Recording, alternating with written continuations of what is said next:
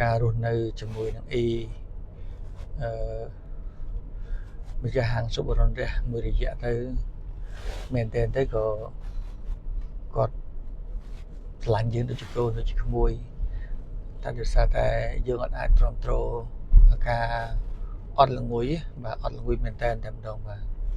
ព្រោះធម្មតាបើកហាងគឺភ្ញៀវគាត់អញ្ជើញនៅស្មានណាយើងនៅស្មាននោះពេលខ្លះ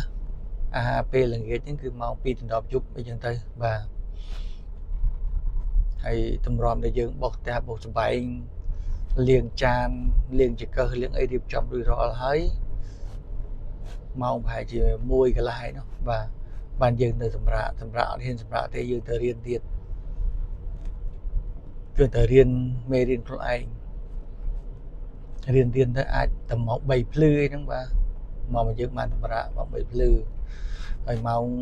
5 កន្លះត្រូវភ្ញាក់ពីគេហ្នឹងគឺបរៀនភាសាអង់គ្លេសដើម្បីសំលុយខ្លះទៅប្រើប្រាស់ផ្ទាល់ខ្លួនបាទម៉ោង 5 កន្លះ 6 កន្លះហ្នឹងបរៀនភាសាអង់គ្លេសបាន1 ម៉ោងដែរដូច្នេះយើងអត់អាចទ្រាំទ្រទៅលើការគេងនៅការអត់បានគេងទេណាបាទហើយដល់ពេលនោះមែនតើយើងអត់ចង់រៀននៅស្រុកកំណើតដោយសារតែយើងជាកូនកសិករបាទយើងធ្វើថ្នាំជក់បាទថ្នាំជក់កាច់ថ្នាំដោតថ្នាំទៅវាអស់កម្លាំងពេកហើយវាអត់មានពេលវេលាសោះរវល់មកតែរវល់យើងគិតថាជប់ធ្វើចការមក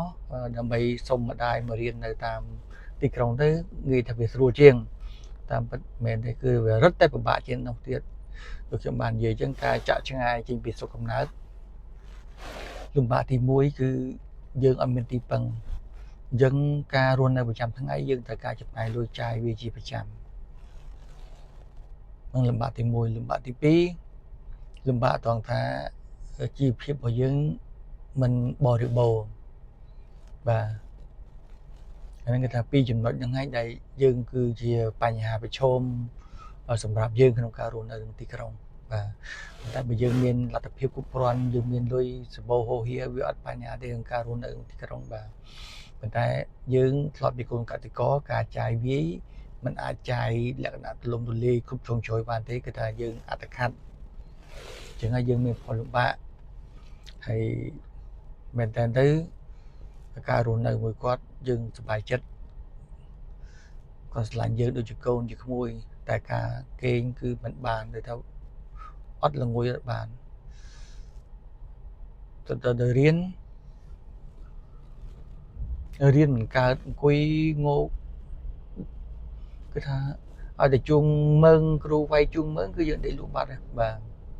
ហើយមិត្តភក្តិយើងគឺថាយើងកូនតកែហាងស៊ុបដល់អញ្ចឹងយប់ឡើងវាគ្មានធ្វើអីទេវាដើរលេង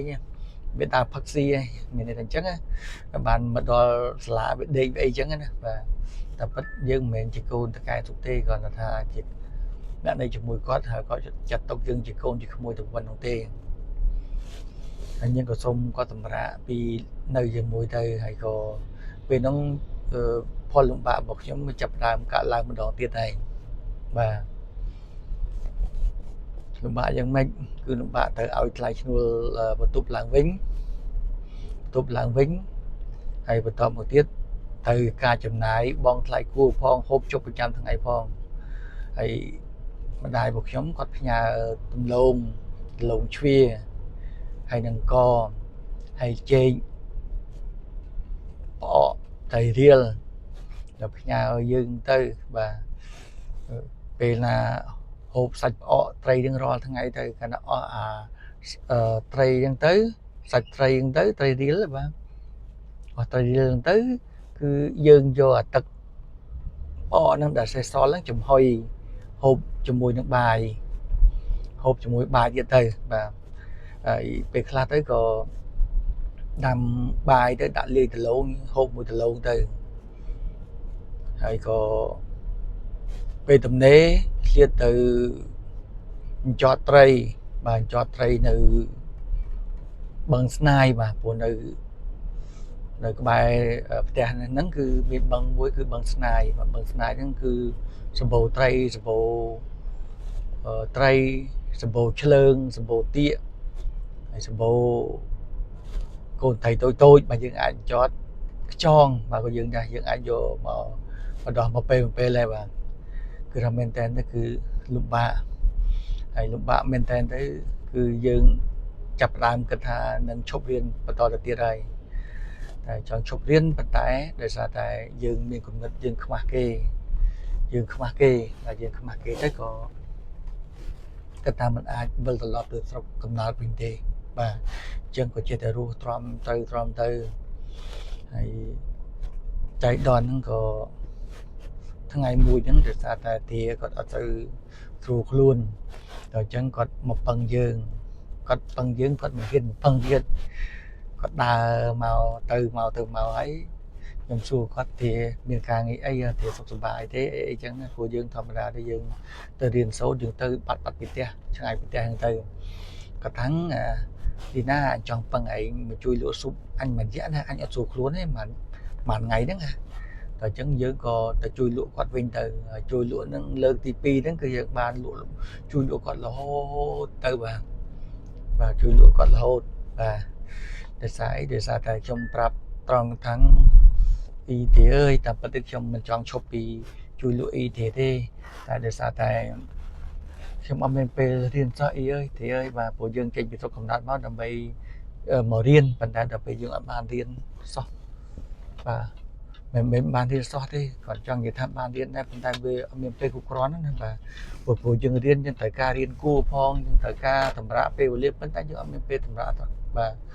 កាលនោះមួយថ្ងៃពីរថ្ងៃក៏ខ្យល់ដោយសារតែធ្វើមិនដោយសារយើងអត់បានគេងអានឹងវាជារឿងធម្មតាទេបាទ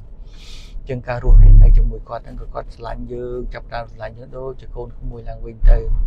ហើយការរស់នៅជាមួយគាត់យើងមានការកោតសរសើរមែនតើជាមួយនឹងគាត់ទឹកចិត្តរបស់គាត់ក៏ផ្ដល់ការស្នាក់នៅក៏ផ្ដល់ម្ហូបអាហារក៏ផ្ដល់លុយឲ្យលុយឯងចាយសម្លៀកបំពាក់យ៉ាងដូចគេដូចឯងចឹងបាទហើយកាលនោះគឺមានអ៊ីម៉ែភ័ក្រហ្នឹងគាត់លក់នៅក្នុងផ្សារកំពង់ចាមហ្នឹងអញ្ចឹងអ៊ីគាត់ប្រាប់ថាឌីណាឯងពេលណាបុណ្យទានអីនាំគ្នាទៅកន្លែងអ៊ីម៉ែភ័ក្រទៅអូខោអីស្លៀកទៅណាអញ្ចឹងចាំគិតលុយពីគាត់អើយមួយយ៉ាងដែរបាទហើយប្រហែលខែមុនបានទៅផ្សារកំពង់ចាមរកអ៊ីម៉ែភ័ក្រហ្នឹងរត់ឃើញឮថាគាត់ទៅអាមេរិកបាត់ហើយជាងអនុស្សាវរីយ៍យើងមានច្រើនមករាប់អស់ហើយមែនតើទៅខ្ញុំរស់នៅស្រុកកំណើតនៅរកាខ្នោភូមិទី3ឃុំរកាខ្នោស្រុកក្រូចឆ្មាខេត្តត្បូងឃ្មុំបច្ចុប្បន្នពីមុនខេត្តកំពង់ចាមពេលនោះគឺអនុស្សាវរីយ៍របស់ខ្ញុំអត់សូវមានដូចនៅកំពង់ចាមទេបាទដោយសារនៅរកាខ្នោហ្នឹងខ្ញុំមិនសូវបានចេញទៅណាគឺការងាររបស់ខ្ញុំចេញពីរៀនគឺថាមានតែមើលភូមិមើលអីដាំដំណាំពួកខ្ញុំអ្នករស់នៅជាប់ដងទន្លេមេគង្គអញ្ចឹងគឺថាមានដាំបន្លែប្លុកនៅតាមដងទន្លេតាមក្រោយផ្ទះហ្នឹងទៅគឺថាសម្រាប់ចិញ្ចឹមប្រចាំថ្ងៃព្រោះគោលគំនិតរបស់យើងចង់រស់នៅឆ្ងាយពីទីក្រុងឆ្ងាយពីជនបទដើម្បីមករៀននៅទីក្រុងភ្នំពេញអញ្ចឹងយើងត្រូវតែមានទស្សនវិស័យមួយថាតើយើងត្រូវជួយឪពុកម្ដាយយើងយ៉ាងម៉េចមុនពេលដែលយើងចាកចេញពីស្រុកកំណើតបន្តការសិក្សានៅទីក្រុងអញ្ចឹងហើយអនុស្សាវរីយ៍របស់យើងគឺមិនសូវបានជាប់មិនមានបានច្រើនទេប៉ុន្តែដោយឡែកកំពង់ចាមមករៀននៅកំពង់ចាមគឺវាមានអនុស្សាវរីយ៍ច្រើនស្ទើររាប់មិនអស់ទេបាទហើយខ្ញុំក៏អរគុណផងដែរមិត្តភក្តិជាច្រើនដែលបានជួបគ្នានៅរៀនជាមួយគ្នាហើយតំណគ្នាដល់ពេលបច្ចុប្បន្នខ្លះគេជាតកែដោយតកែស្មៅទលេខេត្តកំពង់ចាមហ្នឹងបងអូនឈុនហើយដំឈៀងសវណ្ណតាហើយហ្នឹងគឺថាមានច្រើនទៀតដែលយើងរៀបរាប់មិនអស់ទេគឺសិនតែយើងមនុស្សល្អដែលយើងបានមករស់នៅទីក្រុងកំពង់ចាមហ្នឹងក៏ទៅជាមួយស្គាល់ពួកគាត់ឆ្លាញ់រាប់អានយើងហើយមែនតើទៅចឹងហើយបានថាអ្វីក៏ដោយគឺសុជីវធម៌វាគ្រាន់តែនិយមន័យទេគឺអត្ថន័យពិតរបស់យើងគឺថាការចេះរាប់អានគ្នាការចេះខ្លាចចិត្តគ្នាទៅវិញទៅមកបាទនេះគឺជាអ្វីដែលយើងចង់បានចឹងហើយបានការក្រោយរំលឹករបស់ខ្ញុំភាគច្រើនខ្ញុំរំលឹកនៅក្នុង ទឹកដីខេត្តកំពង់ចាមហ្នឹងគឺវាច្រើនជាងនៅរកាកណៅបាទហើយមូលហេតុបែបហ្នឹងឯងបាទតាំងពីអនុស្សាវរីយ៍អត់មានអីហូបទៅរើសបត្រាទាំងហូបបត្រាទាំងជ័យទាំងចាស់នៅទន្លេអុំបាទហើយខ្យងនៅក្នុងបឹងស្នាយញចតត្រីនៅបឹងស្នាយបេះផ្កាស្នោមកជៀននំនៅបឹងស្នាយបាទនៅទន្លេអុំរើសបត្រានៅនិយាយរួមមែនតើយើងមានអនុស្សាវរីយ៍ច្រើនសូម្បីតែយើងឆ្លងទន្លេទៅសួងក៏ជិះកង់កាលចំណត់នោះយើងឆ្លងសាឡាងអត់អស់លុយបាទឲ្យទៅកាន់ការសិស្សទៅអត់អស់លុយបាទជិះនៅក្រោមដើមអាស័យបាទអាស័យត្រជាក់ជាជិះទៅហើយជាមួយមិត្តភ័ក្តិទៅបាទជួនកាលទៅលេងកោះប៉ែនទៅលេងកោះស្ទឹងឆ្លងបណ្ដើទៅសុបាយមែនតើការចំណត់នោះបាទអញ្ចឹងយើងមានអនុស្សាវរីយ៍ច្រើនរាប់មិនអស់ទេហើយយ៉ាងណាដូចខ្ញុំបានធ្លាប់និយាយខាងដើមមកហើយគឺយើងមានអនុស្សាវរីយ៍ច្រើនហើយយើងក៏ដឹងគុណចំពោះអ្នកដែលមានគុណយើងទាំងឡាយដែលយើងទោះបីជាយើងមិនអាចសងគាត់បានក៏ពិតមែនមិនបានសងបានដូចអ្វីដែលយើងចង់ក៏ពិតមែនក៏ប៉ុន្តែយើងនៅតែចងចាំជានិច្ចចំពោះអ្វីដែលគាត់ចង់បានអ្វីដែលគាត់បន្តឲ្យយើងនិយាយខ្លឹមសាររួមពេលហ្នឹងខ្ញុំអត់បានគិតថាការចាក់កាពីហ្នឹងត្រឹមត្រូវទេឬក៏ការគ្រូទាយហ្នឹងត្រឹមត្រូវដែរតែពេលឥឡូវទេតែខ្ញុំនឹកឃើញពីចំណុចហ្នឹងហើយខ្ញុំមកឡើងវិញគឺថាអាចារ្យការចាក់កាពីហើយនិងគ្រូទាយគឺពិតជាត្រឹមត្រូវត្រង់ថាចាក់កាពីថាខ្ញុំក្មេងដែលគេបោះចោលធុងសម្រាមទៅទៅថៃទៅចំត្រឡប់មកវិញម្ចាស់ហាងម្ចាស់ផ្ទះឲ្យខ្ញុំធ្វើការងារជាមួយឲ្យបាយជំហូបចុកចិញ្ចឹមខ្ញុំដូចជាកូននឹងទី1ទី2ទៀតការដែលគេថាខ្ញុំជាមួយមិត្តភ័ក្តិ5នាក់4នាក់គេជួស្រែនឹងស្លាក់នឹងកលគឺទៅជួដីធ្វើការទៅធ្វើស្រែទេចការដោយឡែកខ្ញុំជួស្រែនឹងស្លាប់បកាខ្ញុំគិតថាគ្រូទាយហើយនឹងការចាក់កំពីនឹងអាចត្រឹមត្រូវ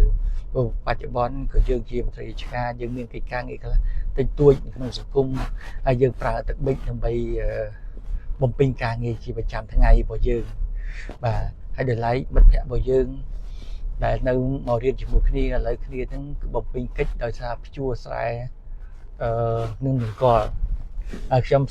ជួស្រែស្លាប់បកាអញ្ចឹងខ្ញុំមិនដឹងថាកលចាមិត្តថាជឿឬក៏មិនជឿអាហ្នឹងគឺសិតទៅលើការពិចារណារៀងខ្លួននេះប៉ុន្តែដោយសារខ្ញុំគាត់សន្មត់ថាត្រង់ចំណុចនេះខ្ញុំជឿប៉ុន្តែទៅមុខទៀតខ្ញុំយ៉ាងមិនទៀតខ្ញុំអត់បានដឹងទេថាសូមអរគុណច្រើន